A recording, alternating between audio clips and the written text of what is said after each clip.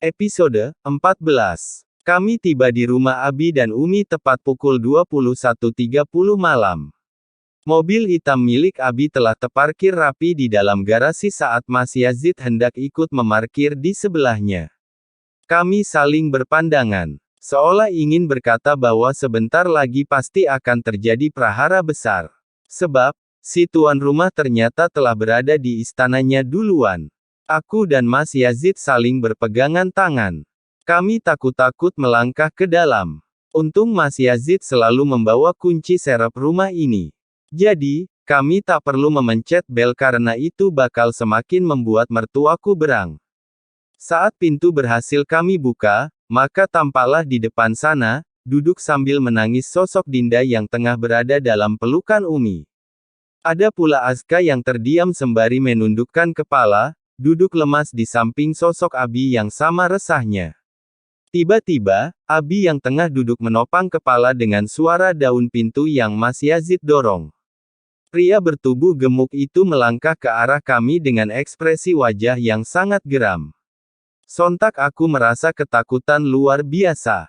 Kaki ini lemas. Cepat aku mencengkeram lengan baju Mas Yazid, lalu berlindung di balik tubuhnya. Tak sanggup mata ini untuk menangkap betapa bengisnya wajah Abi menatap ke arah kami yang muncul bagai mimpi buruk di mata mereka. Plak! Sebuah tampara keras melayang ke pipi Mas Yazid. Bunyinya sangat keras, bahkan 2 kali terjadi dengan selang waktu setengah detik. Tubuh Mas Yazid terhuyung ke belakang, hingga membuatku ikut terdorong dan hampir saja tersungkam ke lantai. Apa yang kamu mau Yazid? Katakan pada Abi. Suara Abi bagai gelegar petir yang membelah langit sesaat sebelum turun hujan. Nyaliku benar-benar menciut demi mendengarnya. Aku bahkan semakin menjauh hingga agak mendekati teras demi melihat Abi yang kini mencengkeram kerah baju anak semata wayangnya. Kamu sudah bikin malu orang tua. Sebuah tamparan melayang lagi pada wajah Mas Yazid. Lelaki itu hanya pasrah dan tak melawan sama sekali.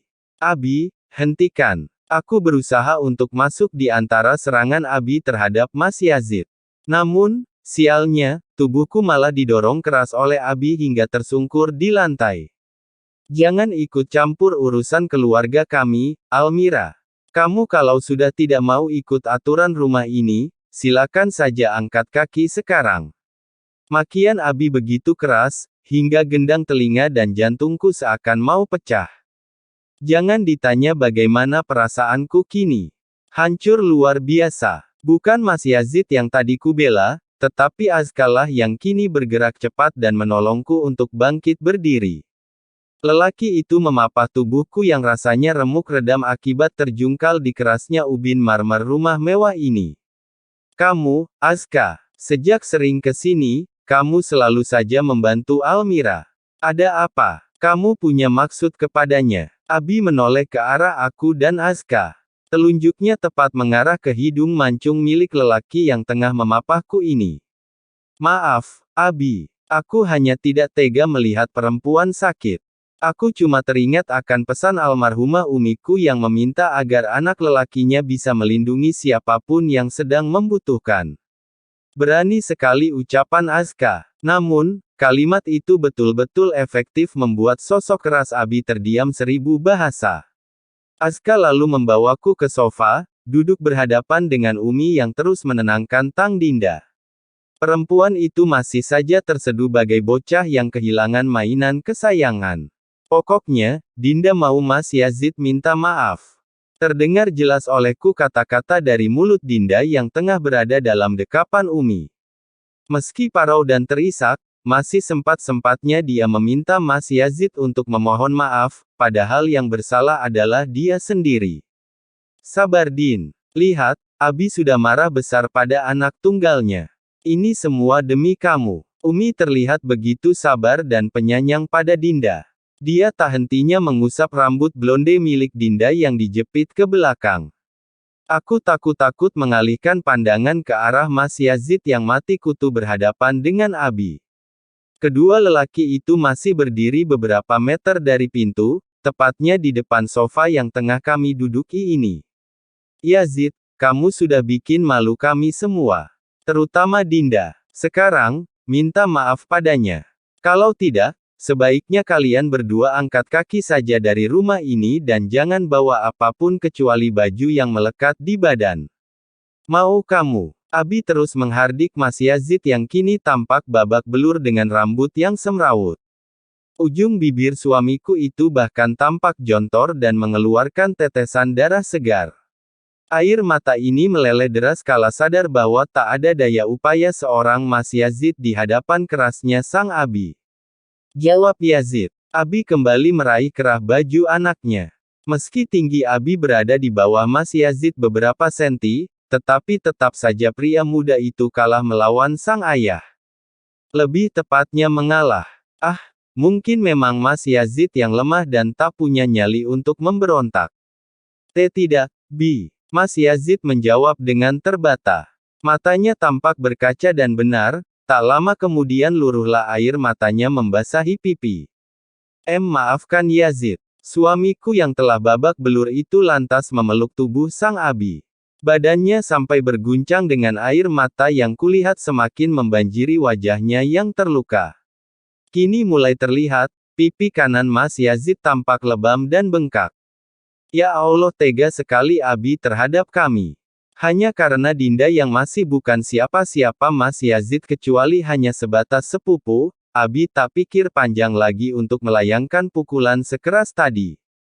Kejam. Meski Mas Yazid telah lemah dan betul-betul kalah, Abi masih terlihat arogan. Seakan dia belum puas memperlakukan anak tunggalnya itu dengan bengis.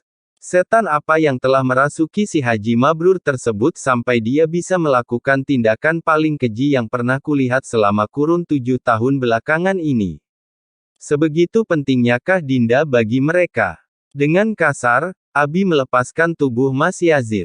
Tangan gempal berbulunan gelap milik Abi kini menyeret paksa Mas Yazid dan membawanya ke arah Umi dan Dinda. Abi tak segan untuk mendorong tubuh Mas Yazid hingga lelakiku tersungkur tepat di bawah kaki Umi. Minta maaf pada Dinda. Sekarang juga. Abi membentak dengan suara nyaring, membuatku untuk kesekian kalinya kaget dan berdebar. Aska yang duduk di sampingku pun ikut refleks melonjakkan bahunya. Saking terperanjat dengan nyaringnya teriakan Abi yang serasa seperti caci maki seorang penjajah. Mas Yazid duduk tersungkur. Perlahan dia mengangkat kepalanya, lalu menatap ke arah Dinda yang kini melepaskan diri dari pelukan Umi. Aku minta maaf, Din. Mas Yazid sungguh terbata. Bibirnya yang memar serta bekas darah yang kini mulai mengering itu membuat hati ini semakin pilu tak terobati. Sayangku, mengapa nasib rumah tangga kita begitu menyedihkan begini? Andai saja aku mampu untuk membawamu pergi dari sini, sudah pasti itu kan kulakukan malam ini juga. Namun, jauh panggang dari api. Bahkan untuk melindungi diri sendiri pun aku tiada berkuasa. Kumaafkan. Namun, tolong jangan buat aku merasa malu di hadapan orang lain, Mas. Hargai perasaanku. Dengan kamu mengatakan bahwa Mbak Mira ini istrimu, itu membuatku jadi merasa tak ada harganya di depan orang lain. Tak perlulah semua orang di dunia ini tahu bahwa aku cuma jadi istri kedua. Itu privasiku. Kamu mengerti kan? Dinda mengkonfrontasi calon suami sekaligus sepupunya dengan kalimat tajam. Meski wajahnya sebak oleh tangis, perempuan itu berkulit semulus sutra itu begitu berapi-api penuh emosi. Serasa dialah manusia paling tersakiti di muka bumi. Baik, Din. Mas Yazid sempurna bagai sapi yang telah dicucuk hidungnya, manut perintah meski dicambuk pecut tajam sekalipun. Tak tega aku menyaksikan dia kehilangan harga diri di hadapan perempuan yang sama tirannya dengan Umi dan Abi. Buat Mbak Mira, Dinda beralih padaku, menunjuk wajah ini tanpa tedeng aling-aling. Mukanya penuh emosi dan seakan menyimpan benci padaku. Apa salah diri ini padanya? Tolong jangan selalu ikut dalam hal apapun terkait persiapan pernikahan kami. Ini yang terakhir kalinya. Aku mau kamu diam saja di rumah, tak usah ikut-ikut segala. Kalau tidak, batalkan saja semua. Aku tidak masalah kalau pernikahan ini diurungkan. Yang butuh adalah kalian, bukan aku. Jemawa sekali Dinda. Berlaga bagai jawara yang tak terkalahkan oleh siapapun kecuali tangan malaikat maut. Sombong. Semena-mena dia meluncurkan kalimat tadi, menunjukkan bahwa dia begitu penting dan kamilah yang mengemis dirinya untuk masuk ke dalam lingkaran pelik ini. Dia kira aku yang menginginkan hadirnya. Tidak sama sekali. Namun, karena kelemahan dan ketidakberdayaan, aku hanya terdiam sembari menahan geram yang teramat sangat. Sudah cukup, malam ini tak semestinya ada lagi kekerasan yang dilakukan oleh tangan keji Abi. Jawab, Mira. Jangan cuma diam saja. Umi ikut memberi tekanan. Mengamini segala perangai sang calon menantu kesayangan. Baik. Tegar sekali lidah berucap. Kukuatkan diri untuk tak lagi meneteskan air mata ataupun lembek di hadapan mereka. Tegak kepalaku menatap Dinda dan Umi secara bergantian, hingga mereka betul-betul yakin bahwa jawaban barusan adalah benar tanpa rekayasa. Puas sekali mereka bertiga malam ini. Sukses membuat kami terbanting tak berdaya. Tak hanya menginjak harkat martabatku, tetapi membuat seorang pewaris tunggal dalam keluarga ini bertekuk tiada upaya. Hebat, Dinda. Belum apa-apa dia sudah menjadi pembuat keputusan dalam keluarga Mas Yazid. Apalagi nanti jika telah resmi jadi nyonya muda di kerajaan ini. Jangan-jangan, tak lama kemudian diriku bakal sukses ditendangnya untuk menggelandang di jalanan sana. Tidak, apa yang aku bayangkan ini tak boleh terjadi. Sebelum dia berhasil menyingkirkan posisiku, mulai detik ini aku harus mulai cepat bergerak. Bagaimanapun dan seperti apapun usahanya, aku sebisa mungkin akan menyelamatkan perahu yang hampir karam akibat bocor di sana-sini. Berikan aku kekuatan dan keberanian untuk memulai semua ya Allah.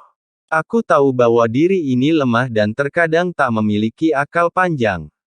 Maka, ubahlah kebodohan yang selama ini telah mengakar menjadi sebuah keberanian melangkah untuk bisa hidup lebih berharga lagi. Semoga di hari esok, kekuatan itu betul-betul datang menyelamatkan hidup yang telah setengah hancur. Bersambung.